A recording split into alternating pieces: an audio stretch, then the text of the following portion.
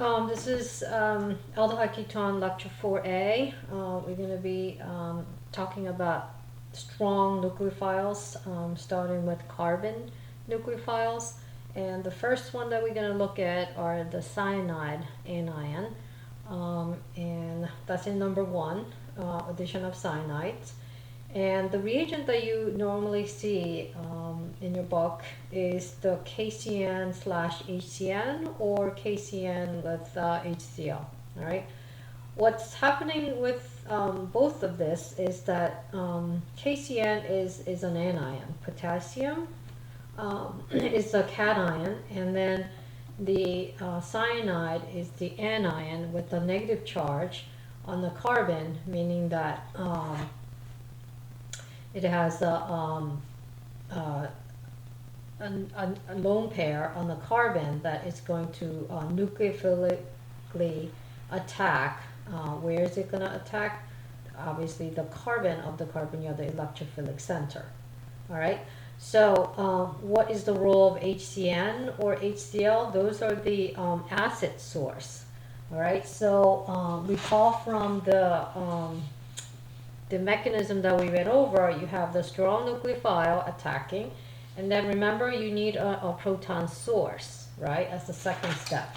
So the HCN or the HCl is the proton source, all right? So the cyanide anion is going to nucleophilically attack the carbon of the carbonyl.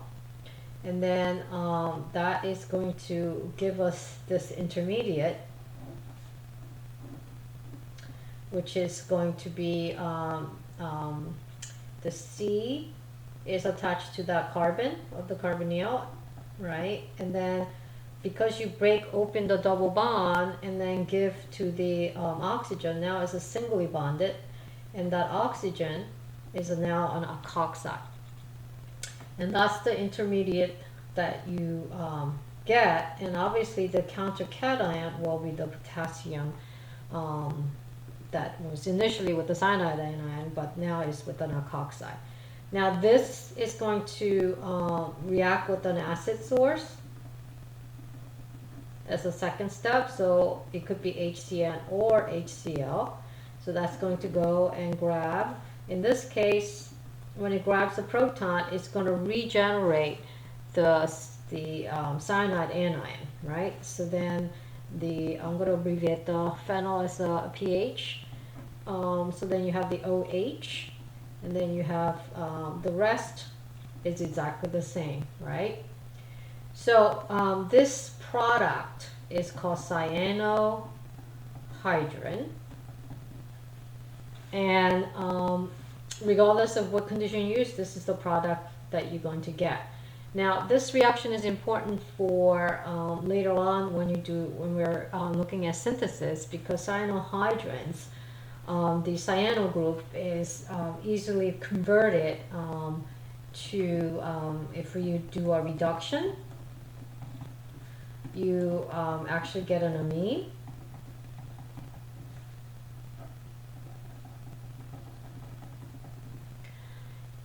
So you're basically reducing the C triple bond N, or you could do a hydrolysis, in which case you're converting the nitrile CN to carboxylic acid. And we'll be going over these reactions sometime later on, but I just want you to give you an idea of why the cyanohydrins are important. All right, so knowing this reaction now, you should be able to do this draw problem, which is react the following compounds with the KCl to give the product. So this exercise is making you practice how to draw these compounds that are given to you by name, and then you are going to then do the reaction and then give me the product. All right. So if I have time at the end, I'll come back to it and do one of them with you. But if I don't have time, then this is up to you to do. All right. One of the interesting I want to end about the cyanohydrin is that a lot of the plants store cyanohydrins as is a defense mechanism. So this cyanohydrin actually has a special name, Mandela nitrile, which you don't need to know. But this is stored in millipede or in some plants, and it's used as a defense mechanism. So they have this compound in their body, and when they're attacked or threatened, they have an enzyme that converts the cyanohydrin, okay, so this back to the carbonyl, and in that process it produces HCN. So it goes back, it does a reverse reaction. So it gives you the aldehyde in this case and HCN. And HCN, as you know, is a very, very toxic, very dangerous gas. So this gas is squirted to the whoever's attacking the millipede, for example. And a single millipede can squirt enough HCN to kill even a mouse. So I thought that was a pretty interesting fact. All right.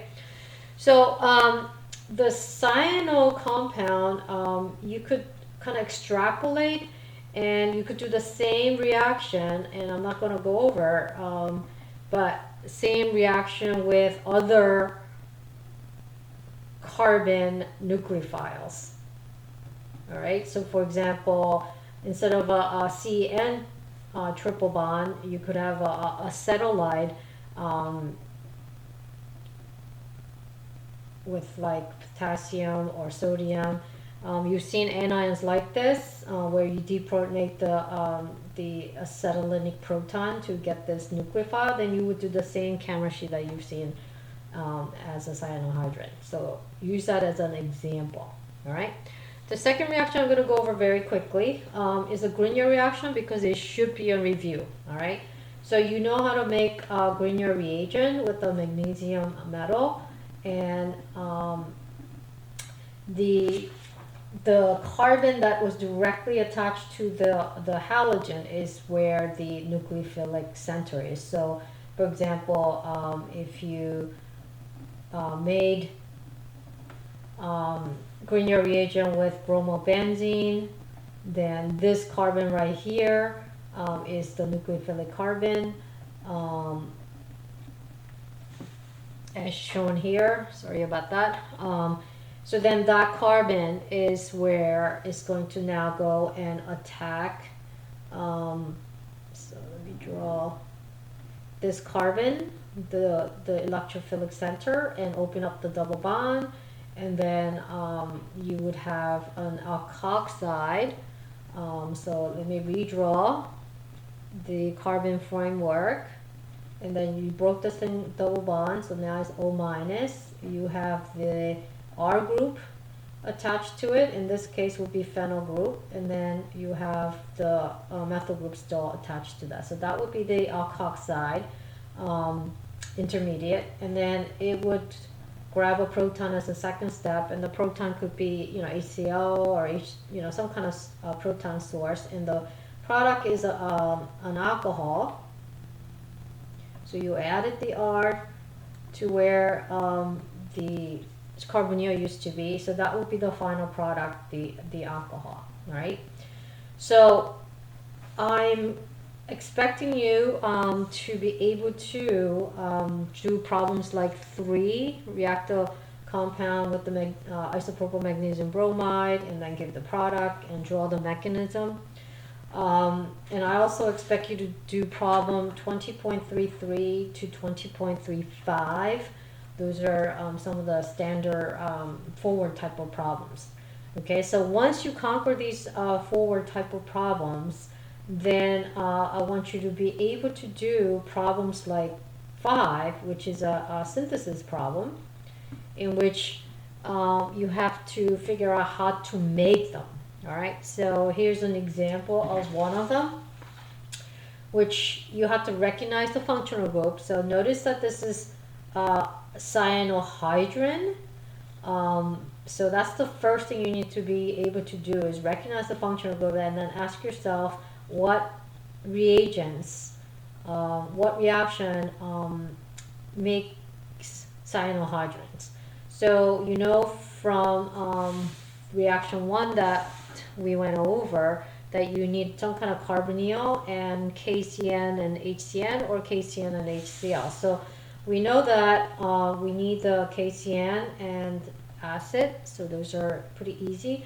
And you know that this came from the KCN, right? And this carbon right here is where the carbonyl used to be before the CN added. So draw the carbon framework exactly the same, and then you have the what you would have started with, which is this carbonyl, this ketone, and then mentally or draw out what would cover up this, and if you do these reactions, what product you get, you should get that product. All right, so these are preparation or synthesis type of problem. In this problem, notice that it's not a cyanohydrin but an alcohol. So you would use grignard to do this synthesis, right? So the question is, which grignard reagent and what carbonyl. So there are many ways to make it. One way would be, so you either have a choice of making this bond right here or this bond right here, right? So if we were to make this bond A,